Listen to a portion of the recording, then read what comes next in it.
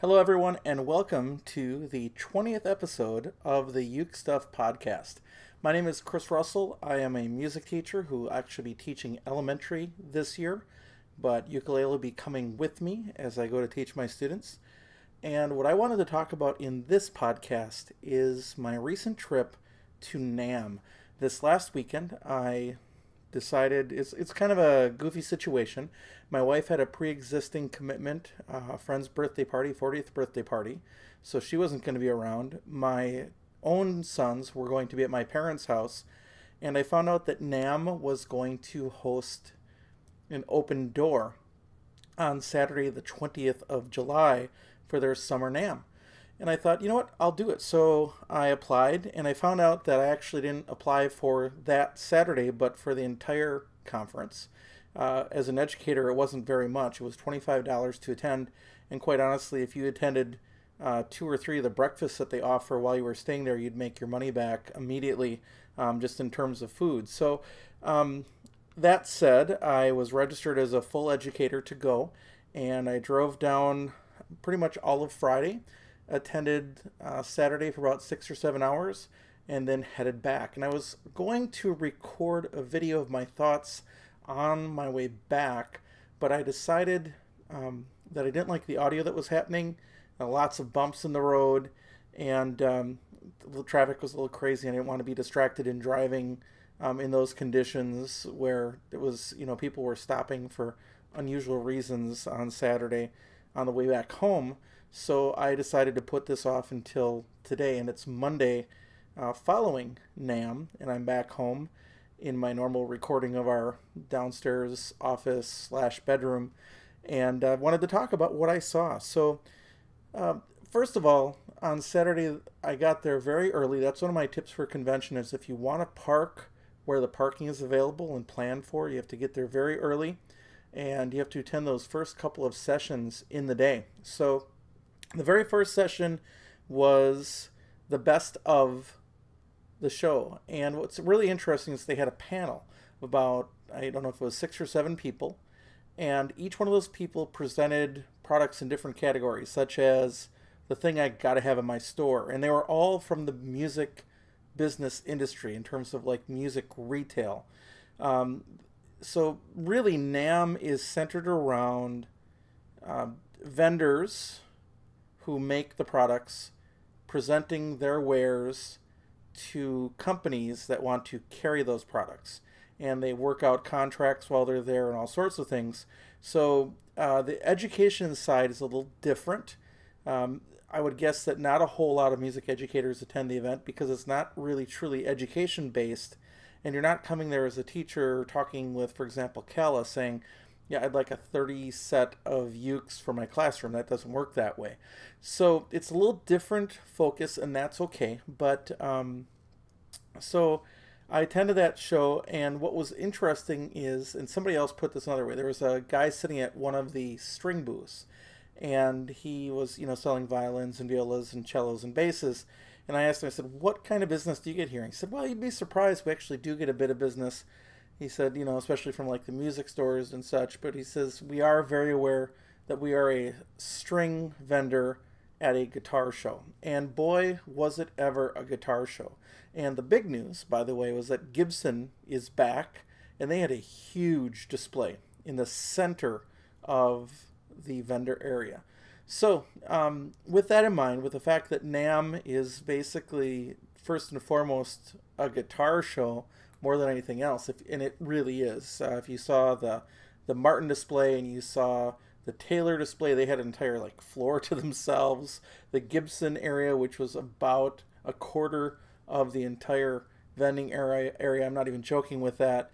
It was pretty impressive with guitars, and I have a friend that's very much interested in guitars, and I was sending him pictures back throughout the whole thing. So as a ukulele person there, obviously in the minority, but the ukulele certainly has a spot in modern retail, and that was clear. And what happened was, in that little panel of those 6 people, there were a couple of mentions of ukuleles, and I'll just tell you what they were. The first one was that Lanakai won Best of Show for the Gotta Have It from the vice president or president of Hyde Music in Wisconsin, Dee Dee Hyde. I believe she and her husband run the stores, all the 5 locations now. And by the way, if you've heard of Hyde Music, that is where Katie Denure from One Music School, another YouTube teacher that teaches ukulele guitar and now has some episodes on singing, she teaches lessons at one of the Hyde stores, maybe even the original one in Appleton. So anyway, Dee Dee Hyde recommended the Lanakai Bakote. It's a thin line Lanakai ukulele with an arched back, a really wide nut, I think 37 millimeter nut, which is 2 millimeters larger than your average nut on a ukulele. Yeah, so anyway, Lanakai was given this award for Best of Show, which is pretty cool. And then Levi's straps found out that they were bought out by Gorilla Cases, but they're continuing to innovate, and there are new bamboo ukulele straps for people that would like an environmentally friendly strap rather than like a nylon strap or something like that. That was just mentioned, although Levi's didn't specifically get the award, but Gator Cases got the award, and they talked about some other issues around it. And then the other winner was Hal Leonard, and Hal Leonard is huge. If you've ever stopped to see what Hal Leonard's into, not only are they a music publisher, but they're a distributor of just about anything. If you want anything in music, they can often get it. And turns out that it was mentioned in that same session that Flight Ukuleles is now owned by, or not owned, but distributed by Hal Leonard at that show. So if you live in an area where your music vendor works with Hal Leonard, which they almost certainly do, they can order you a Flight ukulele, which is pretty cool to know. So that was the Best of Show. And then I kind of walked around once the sales floor opened. I got kicked out once because I was dragging my outdoor ukulele with me, and they told me I couldn't bring an instrument into the show. So I had to go out and put my ukulele back in my car, which, because it's an outdoor ukulele, it's not a problem. Came back in and walked around the show, and then walked around the different vending areas. And I just wanted to talk about each of the ukulele things that I saw there and just share them with you. I think this will be a pretty good summary of everything that was there. The most surprising thing to me was the Amahi dealer. And for those of you watching the video, I'll hold the catalog. This is the Amahi catalog. And they have like 4 or 5 lines of ukuleles that they carry. I'll hold this up for the show. You can see that they have the Amahi brand, the Penguin brand, which is a really low cost deal, low entry point into the ukulele world. Snail ukuleles, which have been reviewed very well. They are a distributor for Snail. They don't really make them themselves, I believe, is what I was told. And then the real fascinating one to me was this one called Panda ukuleles. And in the Panda, and I don't have one because they weren't for sale, what amazed me with the Panda is they have a brand new instrument. I'm trying to turn to it as I'm talking here. If you're listening online, if you're watching, you can see me flipping the pages. The Panda has a new plastic back with wood front that is incredibly reminiscent of the TUS 35. In fact, here are the Panda ukuleles, and hopefully they're showing here.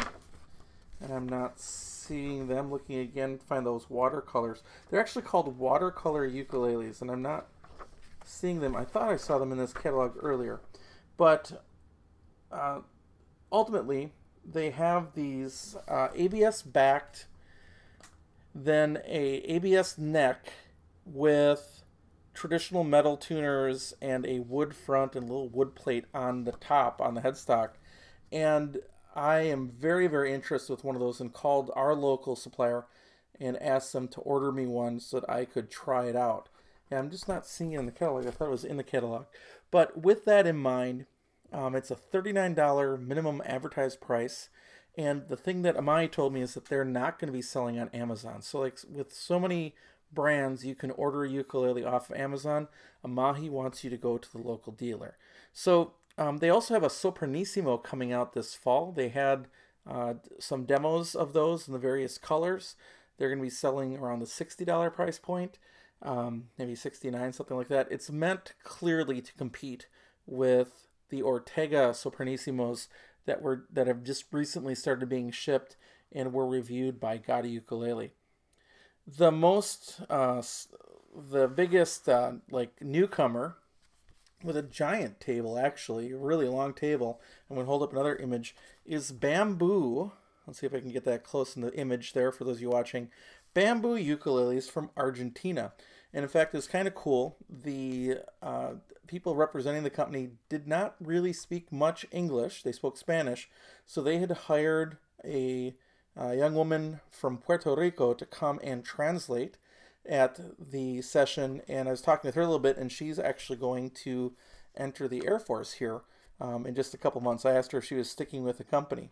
And one of the couple of things that were really interesting about Bamboo, they are, again, Chinese imports, but they had a couple of really neat things. One was most of the ukuleles were incredibly economically priced, and I believe they're shooting to start selling on Amazon.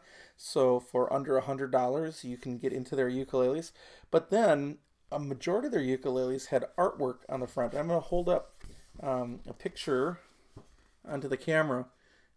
A bunch of different Argentinian artists who have custom designed images to be printed on the front of some of these ukuleles, and I thought that was really cool. I'll show another picture there, bunch of different designs from Bamboo, and we'll be seeing them come out in just a couple of months. They said 3 or 4 months, and I will try to get in touch with them and see if I can do some kind of review with them or work with them. But that was kind of exciting to see a company that's just trying to enter into the U.S. market. The best one for me to visit was to finally get a chance to meet somebody that I've been emailing with for a while. Rock Clauser came to Lanakai a few years ago with the intent of completely remaking the ukulele market. The owners of Lanakai is the Horner brand, which is owned by another company, and they were fully aware that Lanakai's image had been tarnished in the ukulele world. They were just aware of it. Kala had taken off like a rocket. A lot of other vendors were coming in, like Ohana, and they realized that they were losing traction. And what's important here historically is that Lanakai really was the spearhead of Mike Upton, who left Lanakai to open his own company, Kala, and which ironically means cash in Hawaiian. Lanakai is just the name of a beach there. And so Rock came in, and he really has quite a vision for the company. So basically, he threw away everything they were doing, brand new start, and he had these guidelines of what he was looking for. So, for example, when you buy a Lanakai, you get a gig bag with every ukulele. And as you go up the price point, the gig bags get incrementally better. So if you're buying a $300 or $250 uke, you're also getting basically a $50 to $70 really nice, soft hard case, if that makes sense. There's gig bags and this kind of middle ground of like this soft-sided hard case, and they even are now selling some full hard cases, but I think those are sold separately, and those look really nice too. I had a couple of those on display.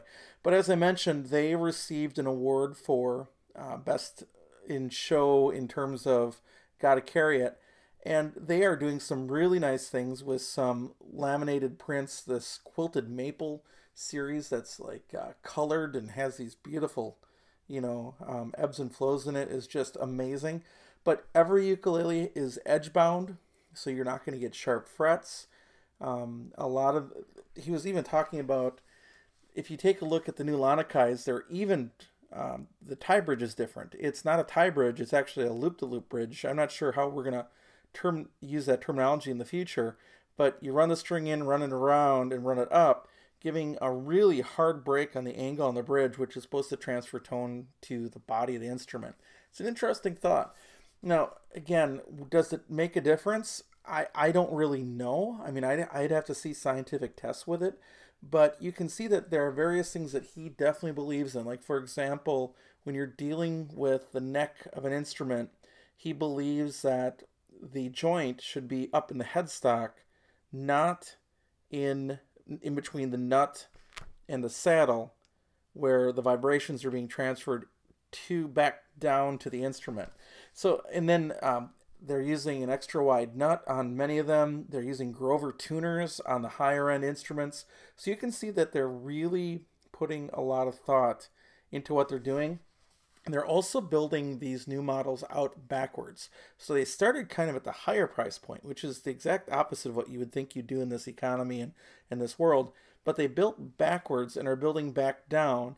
And if you remember, Lanakai has a budget brand too. It's called Kerala. They are going to start dealing with the Kerala series too and updating that.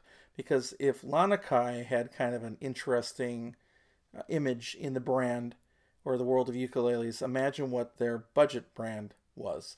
So it was just really exciting to talk to him and realize, it's not just a selling point for him. Obviously, he wants to sell ukuleles to people, but I'm just a teacher. I'm not a distributor. I'm not a music vendor.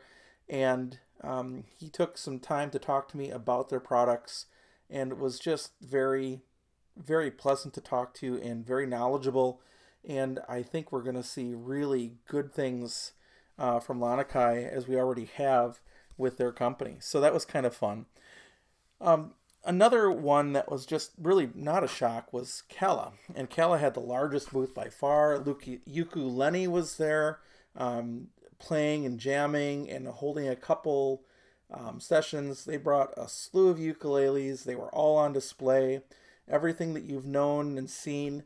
What really kind of stuck out to me was, even in their product brochure, I'm holding up the Kala catalog, which is really rather thick. I mean, it's not a half-inch thick, but it's at least a quarter-inch thick of all their different ukuleles and everything that they offer, including an extended range of bags and accessories that they're adding to.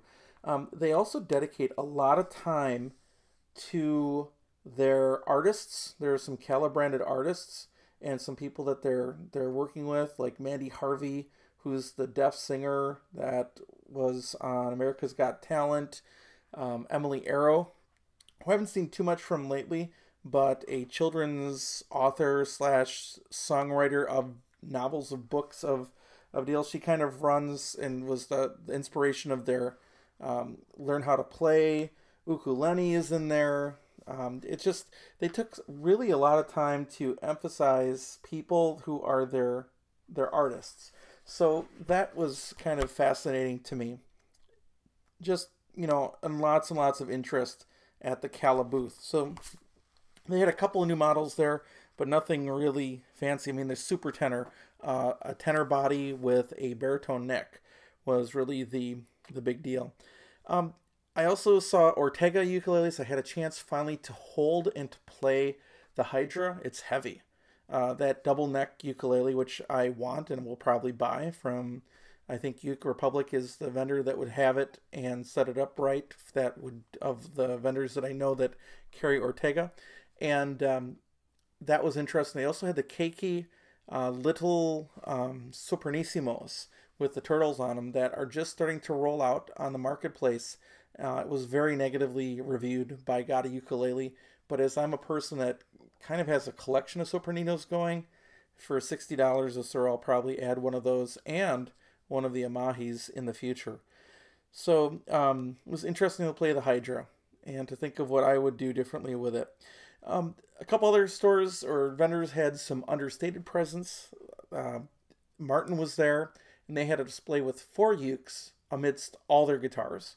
And maybe I'll even drop a couple pictures of these various things in with the video on YouTube.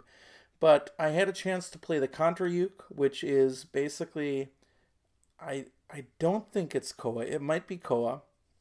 The original Contra uke, by the way, was a ukulele that went on a trip to the Arctic Circle in the early 1900s. And as the person went, Contra, and smuggled his ukulele along, he wasn't supposed to.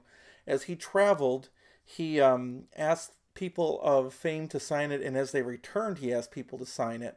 And Martin managed to get a hold of that ukulele, and actually, with the help of the Smithsonian, they scanned it even under the signatures that were faded and were able to get all the signatures.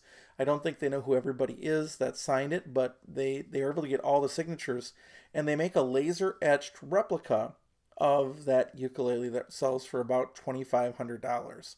And it's not a bad ukulele. I had a chance to play it. There's not just one. There's you can buy one if you want one, um, but it sounds a lot like a normal Model One Martin ukulele, punchy and loud. It wouldn't be a bad ukulele to own, but at $2,500 for just names that are just etched in there, not totally sure that it's worth that much more than your standard Martin, which I think retail for about $430. So. I don't know, but it was kind of interesting. There's the Is tenor. I've played those before. I've seen those before. It's a version of the normal Martin tenor with a couple of tributes to Is. And then finally there was a Model 5, and that's their blinged out ukulele to the max. And nobody was there near the ukulele, so I just picked it up and played it. And quite honestly, I was kind of underwhelmed by it. It's beautiful, absolute beautiful piece of work, but I'm not sure the sound was worth $5,500 for that ukulele. So that's kind of what I saw there. There was also Washburn was there, and Washburn, originally from the Chicago area, they make Oscar Schmidt ukuleles, and there hasn't been a whole lot of fire from the Oscar Schmidt line in some time.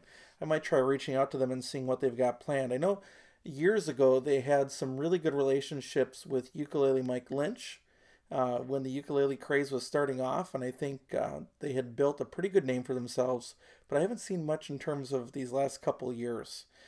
And then the ukulele that I need to talk about that I'm always impressed with every time I see it, and it's completely understated, and it probably shouldn't impress me the way that it is the Alvarez. One of the first ukuleles I ever thought about buying instead of even my Kala MKC.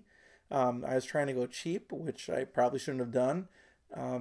I looked at an Alvarez. In fact, there was one in a store in, I think it was in Ames, Iowa, when I was down there presenting at the Iowa Music Educators Convention.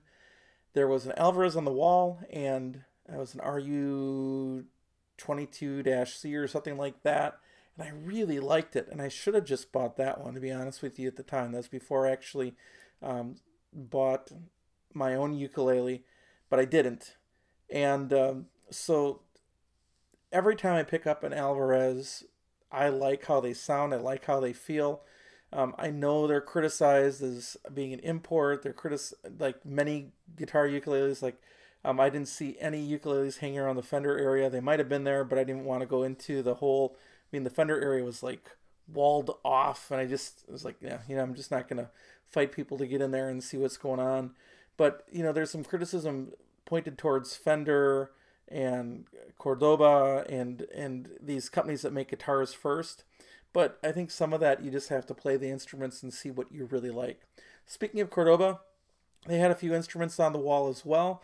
The thing that interested me about that was I didn't see any proteges. Cordoba has an entry line, or they've been selling an entry line called a protege, and I did not see that one there anymore. So with all that in mind, that's pretty much what I saw as it came to ukuleles. Other than anything from Fender I didn't look for. I don't know if I don't think Taylor carries any ukuleles. Gibson, I don't really think is selling any ukuleles at the moment, so I didn't see any there. But other than that, I think that's a pretty good summary. The other thing that I saw that I'll just mention is Music Nomad was there for the video. I'm holding up a little packet of sample of F1 oil. And this is what is kind of intrigued me. Again, going back to Katie Deneur from One Music School, she had been sent some products by Music Nomad. No question about it. She admits it. So it wasn't like a hidden sponsorship. And she talked about their products. And one of those products is the Octopus 8-in-1 tool, which I have bought and I love. I would recommend it to anybody that plays a string instrument. It's great for some of the stuff you've got to do with a ukulele and dealing with tuners, tightening screws, that sort of thing. It's a great tool. But they make a whole range. They make a nice mat that you can put your ukulele on. But they also make oils. And they are a company that says don't use lemon oil. although lemon oil is the standard in the industry for oiling your fretboard and your bridge if it's made of wood. And they suggest using their product, F1 oil, and they've got tests that show the F1 oil lasts longer and continues to condition your fretboard long after the lemon oil is dry. So I'm tempted to try this, and I'm certainly, as the policy should be, when you change your strings, you should take the time to oil your bridge and oil your fretboard. So I certainly have no qualms picking up a container of F1 oil in the future, because all it takes is a couple of drops to really condition a fingerboard on a ukulele. So anyway, Music Nomad was there, and I wanted to mention them as well. And the only thing that I bought, now please note, NAMM, generally you don't buy things. You make deals to carry things in your store. So the only thing that I bought was a capo. And I'll explain that for a second. And what I happened to do is I had to run across my whole house, and we're in the process of moving my kids' rooms right now. So everything is kind of in a state of disrepair, and I didn't quite know where everything was. But I ended up pulling all of the capos that I own down here for this video. So I've got everything from, and I'm going to hold them up to the camera, a very, very cheap capo that came with one of the instruments. I've got a capo from the ukulele, which I use occasionally, and then a couple other. Here's another cheap one. This one's a blue plastic cheap one, and then a one that I think I ordered online, something house, string house or something, a really heavy duty capo. But the issue with capos is that they have these like extruding arms on them that stick out and can get in the way of your playing. So last year at Christmas time, I'm going to hold this one up too, I recommended, by the way, this company was there as well, the G7th ukulele capo, which is this really lightweight plastic capo. And I actually was looking all over and I couldn't find it, and finally found it amongst some stuff. Super tiny, super light, and really stays out of your way. But the challenge is, it can disconnect quickly, but it's really not a great capo for fast changes. I still highly recommend it. It's inexpensive. I think I got mine from B&H at a really, really affordable price, and it was said it would take like 3 weeks to get there, and it showed up like 2 days later. Love this capo, so I would definitely recommend it to you. But there are times that you need something else, but these other capos with these really large necks get in your way. So there was a company called Shub there, and that's all they do basically is capos. That's their main product. And I asked the guy, what's it about the Shub that should make me want to buy it? And he said, well, here's the deal. He says, with the spring-loaded, which is what most of these are, these ones with the really, some of them look like a shark, like for Baby Shark, there you go. If you're an elementary music teacher, you can get a shark capo and sing Baby Shark, right? But the spring-loaded puts a lot of tension on the strings, and in fact may put on too much tension, causing the strings to be pulled down out of tune. So what the Shub does is it has a, in particular the ukulele one, which is their L9, and they have it in like 5 or 6 different colors. I just got the standard silver one for those of you looking online. It has this little dial on here with a little thing that bumps up and down that raises the amount of tension that you have when you're holding it on a ukulele. And as a result, you don't have to put any more tension on the strings to use your capo than you want. Now, again, you could do that with a pencil and a rubber band, but then it's, again, dealing with a quick change situation. You don't have the ability to change that up really quickly. So this Shub also just, the bottom lever just pops off once it's, once you want it to come off, and then you can get it off there really quick. And they did sell that to me on that last day of the show. That's okay, as the show is consumer based that last day, or at least consumer aware. And so I bought that, I think at about a $10 discount from what would normally be online, which is just fine. But now I've got one of those to use. I just have to make sure that I keep that and my G7th where I can find them at all times. So that's pretty much what I saw at NAMM.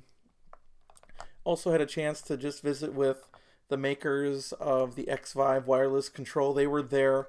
They have a ukulele called like the F Zone or something like that, or FO Zone ukulele. Hal Leonard is carrying yet a second ukulele brand that I can't remember off the top of my head. Never heard of it before. But if you haven't had a chance to visit a show like that and you're a music educator, you probably should, to see what the music industry is like and how they work out selling products and getting people excited about products. That's kind of interesting. And if you are, for example, a music educator, I still can't encourage you enough to see a convention like Texas or a convention like Ohio. And I don't mean to pick on any other state conventions, because they're all good. And I'm not just saying that to be sarcastic or to just make everybody happy. Every state has good things going on when it comes to music conventions, but the scale of Texas is so huge. It's bigger than NAMM for music education. Even the vending space is astronomically much larger than NAMM, and some of the same companies are represented there. And the other thing that I learned is I would love to go to Winter NAMM sometime. It's a little bit tricky as a teacher because that's in the core of our second part of the year. Maybe not officially, but awfully close to it, in the dead of winter, when generally we try to not miss too much school during those dog days of winter following the new year. But I would love to go and see all the different products at Winter NAMM, and in particular to see when the K brands such as Koaloha and Kaniela and Kala will be there too, and Kamaka are represented there as well, and have a chance to interact with those companies and those instruments. And just, I could see myself spending easily a couple days walking around Winter NAMM, just seeing what's out there, because Winter NAMM is just a larger scale altogether. And of course, there were a ton of other things there. There were guitars, there were all sorts of accessories of various kinds. There was so much other stuff to see at National NAMM, but what I've been told in all ways is that Winter NAMM is just so much bigger. So I think that covers what I wanted to talk about, what I saw at NAMM. Again, if you get a chance to go to it, you might as well. If you get a chance, they have an open day for non-educators or non-attendees, at least that they did this year. And I think those people only paid like $15 or $20 to attend. An educator can get an entire pass to Summer NAMM for $25. That's an incredible deal. You just have to work through an approval process. And I think that covers pretty well what I saw and what I wanted to tell you about.